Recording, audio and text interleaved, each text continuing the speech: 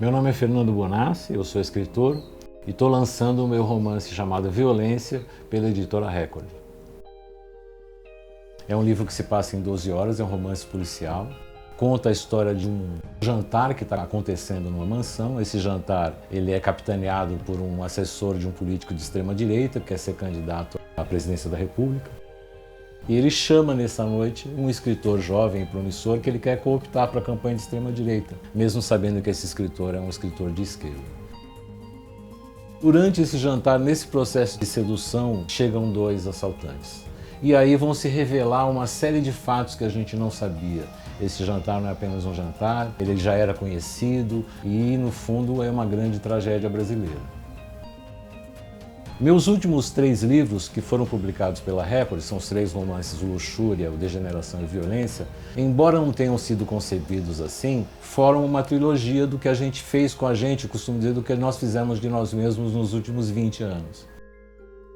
O Luxúria é a história de um cidadão humilde que tenta fazer uma piscina no fundo da sua casa, no conjunto habitacional, e não consegue, porque os vizinhos acreditam que democracia deve ser ruim para todos. Trata um pouco da euforia que a gente viu durante os anos Lula.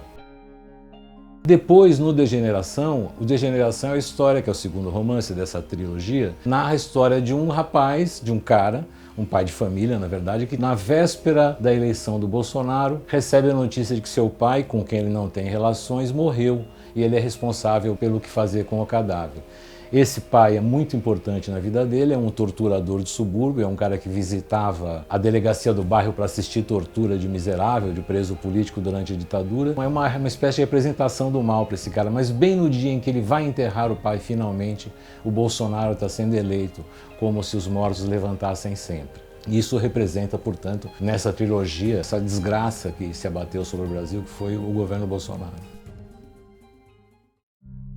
E o Violência, na verdade, é este assalto, é este grupo de pessoas de várias classes sociais, raças, se digladiando em torno da suposta existência de malas de dinheiro, que eu acho que também fala um pouco do que a gente fez da gente mesmo, né? O cinismo que o livro tem é um livro extremamente cruel, mas muito cínico. Eu acho que é, digamos, o resultado do que a gente viveu até aqui.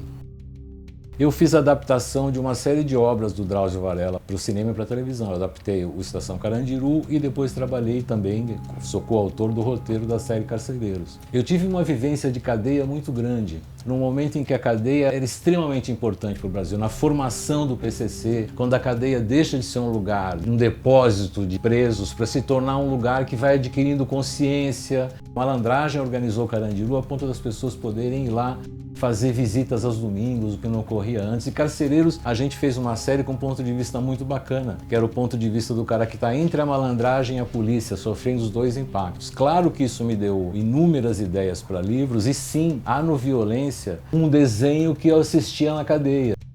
Eu vi uma vez um cara vender uma fita.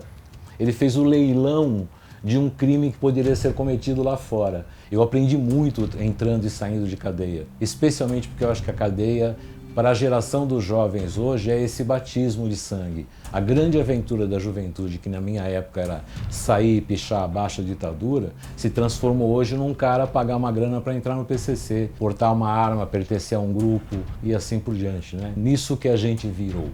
Por isso que isso está presente no Violência. Sempre acreditei que uma coisa bacana da obra de arte é criar incômodo.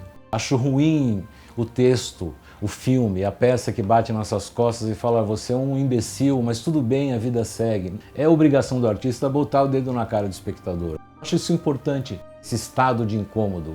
Então, a Violência é sim um romance cruel, desagradável, como as coisas que eu tenho feito. Mas no caso do Violência, tem uma derivação que é um livro montado como um policial. Então, assim, apesar da crueldade, tem suspense, tem cinismo, tem ironia. Então, eu acho que ele é até um livro menos amargo do que os outros. Mas a ideia é provocar incômodo, porque se não houver incômodo, a gente não muda. Se temos um problema no Brasil, é a sensação de que nada muda.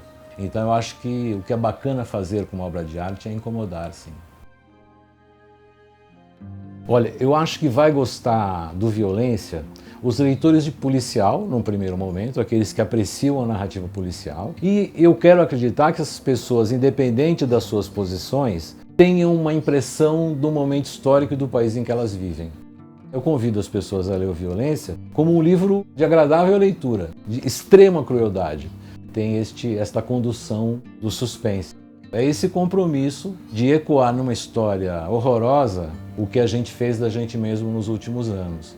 Que é o que eu acho bacana de praticar na literatura, olhar para o que está acontecendo, encontrar uma espécie de metáfora, uma espécie de síntese do que a gente está vivendo, e que essa história faça com que as pessoas sofram na pele daquelas pessoas reais, entre aspas, mas que também possam falar, puxa vida, só pode acontecer aqui, e o que a gente pode fazer para que isso não se repita mais também.